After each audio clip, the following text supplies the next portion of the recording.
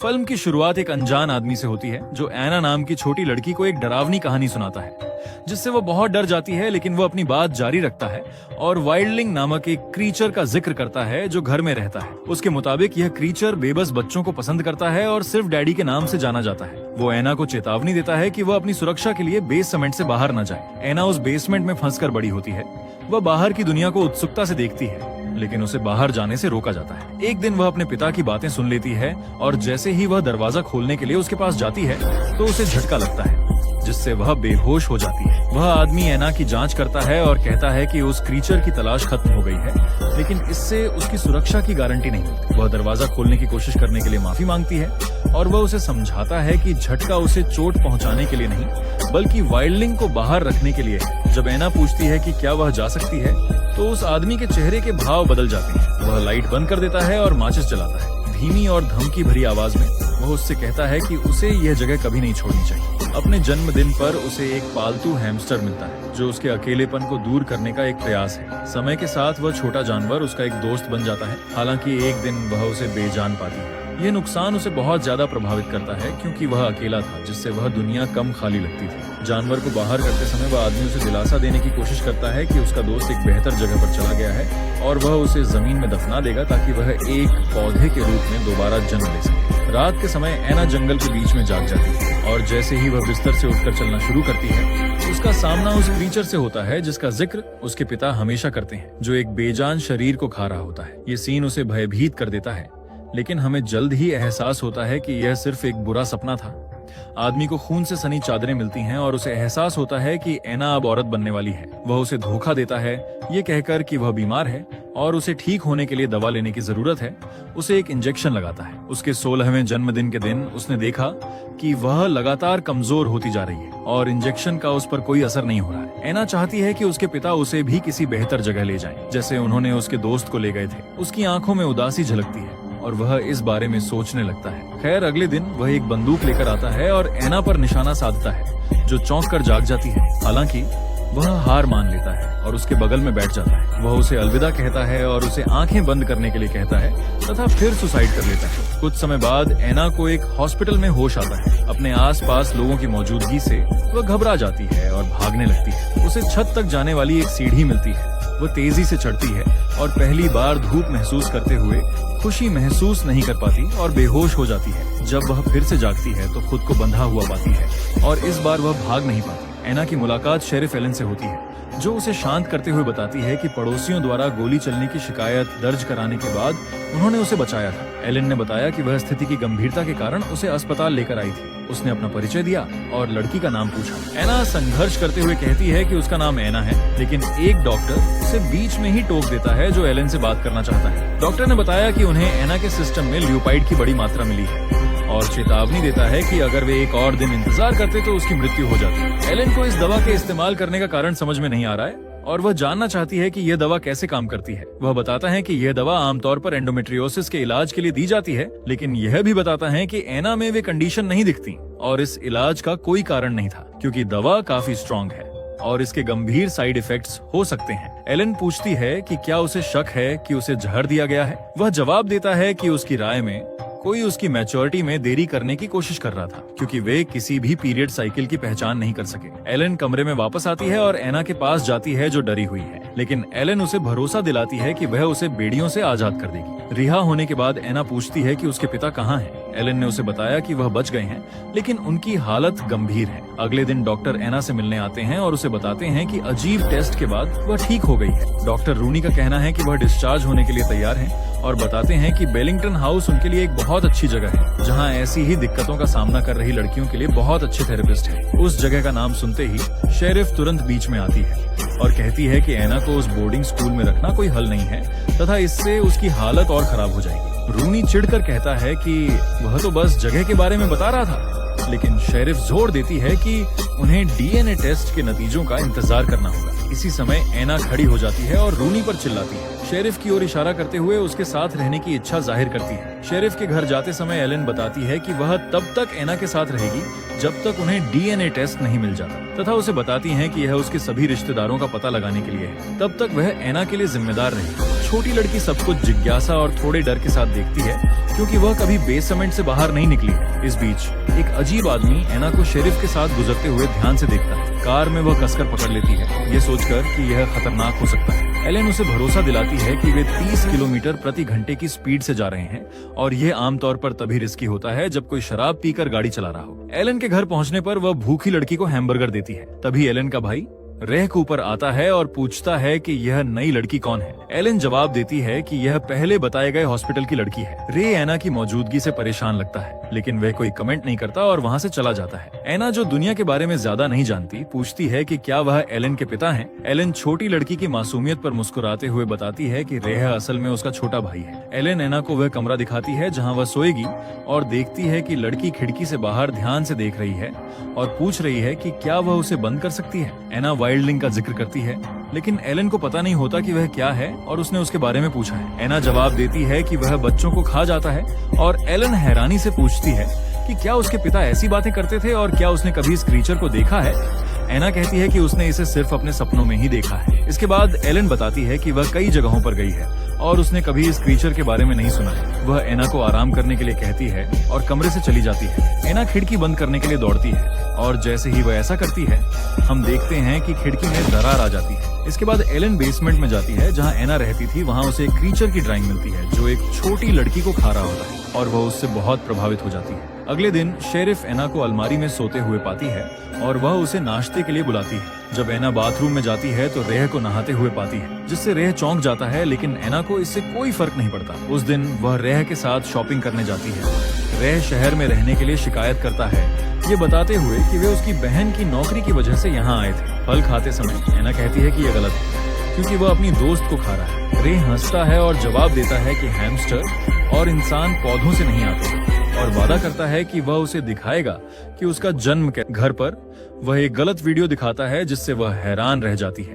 Allen घर की साफ सफाई करती है और एना की चादरें खून से सनी हुई पाती है, जिससे उसे पता चलता है कि वह पहले से ही एक औरत है। एना कुछ एक्सेसरीज खरीदती है, लेकिन एना को समझ नहीं आता कि वे कैसे काम करती हैं। अगले दिन स्कूल में एना लड़कियों को दौड़ने की तैयारी करते हुए देखती है। जब उन्हें छोड़ा जाता है तो उसे खुद को जंगल में दौड़ते हुए देखती है, लेकिन एक अन्य लड़की उसकी दोस्त का जोश बढ़ाते हुए उसे रोक देती है। इसका फायदा उठाते हुए एना पूछती है कि लाइब्रेरी कहाँ है, और लड़की उसे वहाँ ले जाती है। फिर उसे एक पार्टी में बुलाती है। एना को इसका मतलब समझ नहीं आता, लेकिन वह मुस्कुराती है और अलविदा कहती है। लाइब्रेरी में वह ऑरोरा बोरेलिस पर रिसर्च कर रही है, जहाँ वह मोहित हो जाती है और एक अजीब सा कनेक्शन महसूस करती है। उस छोटी लड़की के बारे में कुछ अलग लगता है, क्योंकि उसकी सुनने की शक्ति बहुत तेज हो जाती है, तथा उसे लड़कियों के एक ग्रुप से गंदे कमेंट्स सुनने को मिलते हैं, जिसमें कहा जाता है कि उसके पिता ने उसे गंदे काम करने के लिए बेसमेंट में बंद कर दिया था। गुस्से में पलटकर एना तीनों लड़कियों को डराती है और उन्हें वहां से जाने पर मजबूर कर देती है।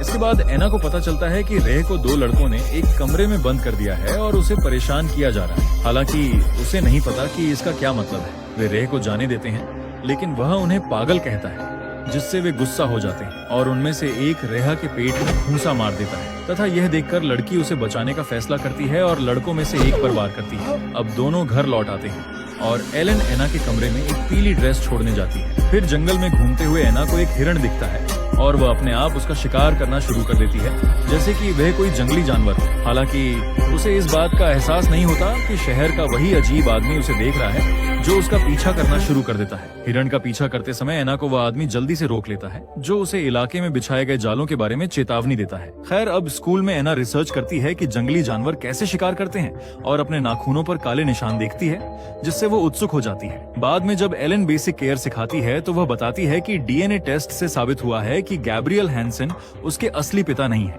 लेकिन एना अभी भी जानवरों के बारे में सोच रही है, इसलिए ध्यान नहीं देती। एलेन उसे असलियत में वापस लाती है तथा इस बात पर जोर देती है कि राज्य एना को हमेशा के लिए उनके साथ रहने की इजाजत नहीं देगा और एलेन उसे एना के असली माता पिता की तलाश शुरू करनी होगी। खैर, रात में एना आसमान में तारे देख रही होती है। तभी रेह आता है और पूछता है कि क्या वह एग्जाम की तैयारी कर रही है। सवाल को नजरअंदाज करते हुए एना पूछती है कि क्या उसने कभी ऑरोरा बोरेलिस देखा है। रेह जवाब देता है कि उसने नहीं देखा है, क्योंकि वह बहुत दूर है। लेकिन वह इसे देखना पसंद करेगा। इससे एना को खुशी की एक चमक मिलती है जो उसे एक जंगली जानवर की तरह सूंघना शुरू कर देती है, जिससे रेहा हैरान रह जाता है। तभी एक अजीब सी आवाज सुनकर और शहर से आती तेज रोशनी को देखकर वह रेह से पूछती है कि इसका क्या मतलब है। वह कहता है कि शायद जेन एक पार्टी कर रही है। तभी उत्साहित एना बताती है कि जेन उसकी दोस्त है। जब शेरिफ काम से लौटती है और उन्हें जाते हुए देखती है तो एना उसे बताती है कि वे एक पार्टी में जा रहे हैं। वहां पहुंचने पर एना हर चीज को उत्सुकता से देखती है, हर कोने को ऐसे देखती है जैसे वह कोई नई जगह हो। बाद में कुछ पीते समय रे हल्के और सावधानी से कहता है कि उसे नशे से बचने के लिए धीरे धीरे पीना चाहिए। वे एक दूसरे को किस करते हैं, लेकिन थोड़ी देर बाद एना अपने होंठों पर खून देखती है और बाथरूम की ओर चली जाती है। रेहा उसके पीछे आता है और एना खुद को बाथरूम में बंद कर लेती है और खून थूकने लगती है। उसे पता चलता है कि उसका एक दांत गिर गया है। अपने मुंह के बाकी हिस्से को चेक करते हुए उसे पता चलता है कि एक और दांत भी निकल आया है, जिससे वह डर जाती है। इसी बीच रेह आता है और उसे घर जाने के लिए कहता है। घबराहट में एना बाथरूम की खिड़की से भागने का फैसला करती है और जैसे ही वह बाहर निकलती है वह देखती है कि कोई उसका पीछा कर रहा है। वह जंगल से भागने लगती है जहां उसे गुर्राने की आवाजें सुनाई देने लगती हैं। तभी अचानक एक हमला करता है जो उसके कपड़े फाड़ने की कोशिश कर रहा होता है। जब उस पर हमला होने वाला होता है तो एना उस क्रीचर की गर्दन पर काट लेती है, जिससे वह मर जाता है। आखिर में पता चलता है कि यह वह लड़का था जो रेहा के साथ छेड़छाड़ कर रहा था। एना को अपने की का एहसास होता है, इसलिए वह जंगल में और आगे जाने का फैसला करती है। आगे उसे एक घर मिलता है और अंदर जाने पर उसे पता चलता है कि यह वही जगह है जहां उसने अपना बचपन बेसमेंट में कैद होकर बिताया था। अपने पुराने घर को याद करते हुए एना फिर से बेसमेंट में जाती है, जहां वह अपने बिस्तर पर लेट जाती है और उस लड़के के बारे में अपने के पर सोचती है तथा अपने पिता की बातों के बारे में सोचती है। अब उसे समझ आता है कि उसके पिता उसे उस क्रीचर से नहीं बचा रहे थे, बल्कि यह पक्का कर रहे थे कि वह किसी को चोट न पहुंचाए। अगले दिन वह अपने शरीर से सारा खून धोने के लिए नहाती है और अपने पिता के कपड़े पहनती है तथा शेरिफ के घर वापस जाने लगती है। रास्ते में शहर के लोग उसे शक की निगाह से देखते हैं जब तक कि एलन उसे ढूंढ नहीं लेती। एलन एना से पिछली रात की घटना के बारे में बात करने की कोशिश करती है और पूछती है कि उसने उसे जो ड्रेस दी थी वह कहाँ है। एना जवाब देने से मना कर देती है, लेकिन उसी समय कोई दरवाजा खटखटाता है। लेकिन जब एलन दरवाजा खोलने के लिए उठती है तो हमें एना की चुप्पी का कारण पता चलता है। वह एक और दांत थूक देती है। दरवाजा खोलने पर एलन को ऑफिसर रोजर मिलता है, जो उसे बताता है कि रिचर्ड फुलर ने फोन करके बताया कि उसका बेटा लॉरेंस गायब है। रोजर का कहना है कि लड़का भी पार्टी में गया था और किसी ने उसे जाते हुए नहीं देखा। वह एना पर शक की नजर डालता है, जो पकड़े जाने के डर से तुरंत नजरें फेर लेती है। शेरिफ को स्थिति समझ में आती है और वह कहती है कि वह मामले को संभाल लेगी, जबकि रोजर परेशान होकर चला जाता है। कमरे में एना अपने नाखून पेंट कर रही होती है। तभी एलेन उससे पूछताछ करने आती है और पूछती है कि क्या उसने लॉरेंस के साथ कुछ किया है। एना जवाब देने से मना कर देती है, जिससे एलन बहुत चिढ़ जाती है। इसी समय रे आता है और कहता है कि वह उससे अकेले में बात करके पता लगाने की कोशिश करेगा कि क्या हुआ था। जब वे अकेले होते हैं तो रे कहता है कि वह उस खून के बारे में नहीं बताएगा जो उसने देखा था और एना के मुंह की जांच करने के लिए कहता है। ऐसा करने पर वह यह देखकर चौंक जाता है कि एना के कई दांत नहीं हैं और डर कर कमरे से बाहर भाग जाता है और एलन को बुलाता है और कहता है कि उन्हें एना को हॉस्पिटल ले जाना है। वह उनकी मदद नहीं चाहती और जंगल से अकेले ही चलकर भागने का फैसला करती है। रात में वह एक घर पर चढ़ जाती है और शहर को देखती है। उसे लगता है कि वह वहाँ की नहीं है और हमेशा के लिए वहाँ से जाने का फैसला कर लेती है। जंगल में घूमते हुए एना उसी आदमी से मिलती है जो पहले आया था, जो उसे मांस का एक टुकड़ा देता है और उसका म्यूटेशन चेक करने के लिए उसके पास आता है। वह कहता है कि उसका इंतजार कर रहा था और बताता है कि वह अपने जैसे और लोगों को ढूंढ रहा है। एना को देखते हुए वह पूछता है कि क्या वह जानना चाहती है कि उसकी माँ कहाँ है और उसे एक गुफा में ले जाता है जहाँ एना को अपने जैसे कई जीवों की हड्डियां मिलती हैं। फ्लैशबैक में हमें पता चलता है कि उसके दत्तक पिता गैब्रियल भी एक शिकारी थे। एना की मां को मारने के बाद उसे पता चलता है कि उस जानवर का एक बच्चा है और वह उसे मारने के लिए खुद को तैयार नहीं कर सकता। उसके साथी उससे पूछते हैं कि क्या उसने आखिरी जानवर को मार दिया है और वह जवाब देता है कि वे एना की सुरक्षा सुनिश्चित करते हुए सभी को खत्म करने में कामयाब है। फिर उसे गैब्रियल के साथ बिताए पल याद आते हैं और वह उससे हॉस्पिटल में मिलने का फैसला करती है। कमरे में पहुंचने पर वह उसका सामना नहीं कर पाती और फिर से उस जगह से भाग जाती है। एलन फोरेंसिक तस्वीरों को एनालाइज करती है जहां एना की ड्रेस बॉडी के बगल में है। वह डॉट्स को जोड़ती है और बेसमेंट में मैकोब की ड्राइंग को याद करती है तथा एना के मॉन्स्टर होने की संभावना से डर जाती है। एना शेरिफ के घर लौटती है और उसे गले लगाने के लिए दौड़ती है। उसी समय एलन की नजर लड़की के बड़े बड़े पंजों पर जाती है। वह जल्दी से उसे पकड़ने के लिए अपनी हथकड़ी का इस्तेमाल करती है। तभी रेह आता है और पूछता है कि क्या हो रहा है। एलन बताती है कि उसे पास में एक जवान आदमी की बॉडी और एना की ड्रेस मिली है, जिसके बाद उसे पुलिस चौकी ले जाया गया जहां उसे गिरफ्तार कर लिया जाता है। एलन एना की बात सुनना चाहती है, लेकिन लड़की धोखा महसूस करते हुए बोलने से मना कर देती है। जब एना आईने में देखती है तो उसे पता चलता है कि उसके दांत भी अपनी माँ की तरह नुकीले निकल रहे हैं। उसे एक व्यक्ति मिलता है, वह सोचती है कि यह शेरिफ है, लेकिन कुछ अलग महक आने पर उसे पता चलता है कि यह गैब्रियल है। उसके दत्तक पिता ने उसे बताया कि वह उसे अपने साथ रहने के लिए ले गया था, तथा उसने जैस्पर नामक एक कुत्ते का भी जिक्र किया जो गुस्से में आकर गैब्रियल को काट लिया, जिसके कारण उसे उसकी कुर्बानी देनी पड़ी।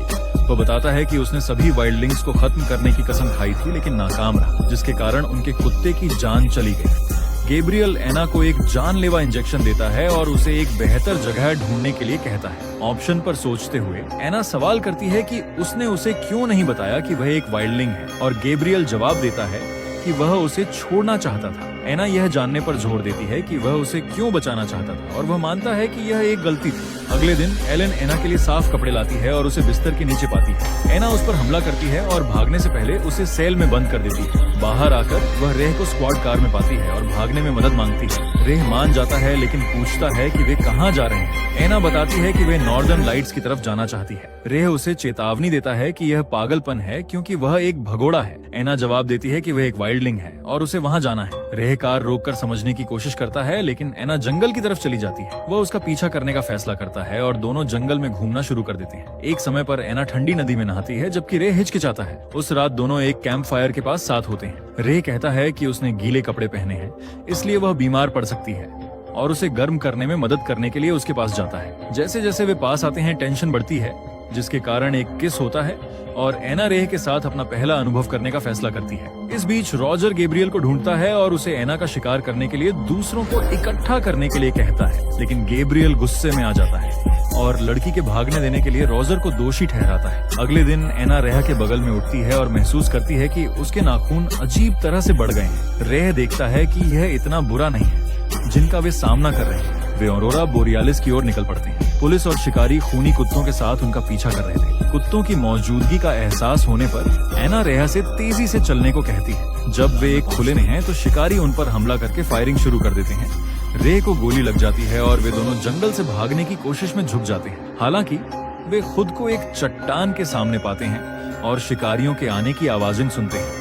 हताश होकर एना रेह को धक्का देती है और फिर उसके पीछे कूद जाती है। वे दोनों पानी में गिर जाते हैं। कुछ देर के लिए खुद को बचा पाती है। रेह उन्हें एलन के पास वापस जाने का सुझाव देता है, क्योंकि वह मदद कर सकती है, लेकिन एना नहीं मानती। टूटे हुए दिल के साथ रेह अपनी प्रेमिका को अकेले जाते हुए देखता है। जंगल में एलेन उन दोनों को ढूंढना जारी रखती है और आखिरकार रेह को ढूंढ लेती है। उससे पूछती है कि उसे किसने गोली मारी, लेकिन वह जवाब देता है कि उसे नहीं पता। एलेन को यह जानकर दुख होता है कि एना ने जाने का फैसला कर लिया है। इस बीच एना खाने की तलाश में शिकार करने की कोशिश करती है, लेकिन हिरण को पकड़ नहीं पाती और बारिश होने की वजह से छिपने का फैसला करती है। गैब्रियल और दूसरे शिकारी पास में ही एना को ढूंढ रहे हैं। शिकारी की मौजूदगी का एहसास होने पर एना मिट्टी से खुद को छिपा लेती है।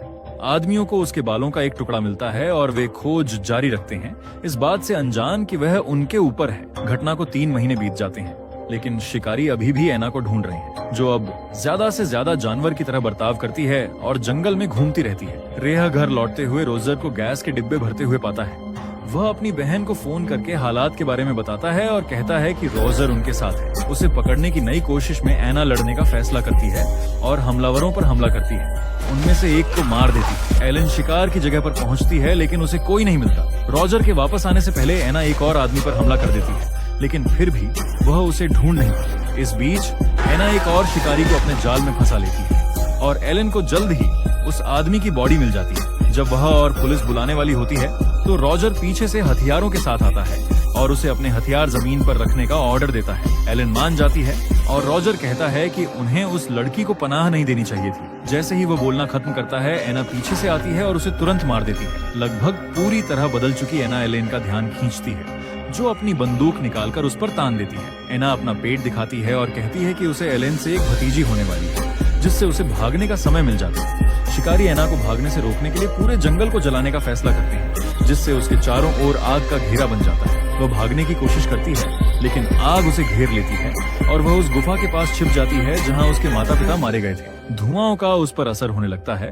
और वो आखिरकार बेहोश हो जाती है। कुछ घंटों बाद एना जाग जाती है और अपने बच्चे को बचाने के लिए हिम्मत जुटाती है और किसी तरह गुफा में घुस जाती है। उसी समय गैब्रियल द्वारा चलाए गए ट्रैंक्विलाइजर से उसे गोली लग जाती है, जिससे वह बेसुध होकर जमीन पर गिर जाती है। गैब्रियल उसके पास आता है और कहता है कि उसके लिए एक नई चीज है और वह बच्चे को निकालने के लिए उसका पेट काटना शुरू कर देता है। जब वह ऐसा करने ही वाला होता है तो एना किसी तरह हिल जाती है और गैब्रियल की मशाल से उसे जला देती है और इस तरह बच निकलती है।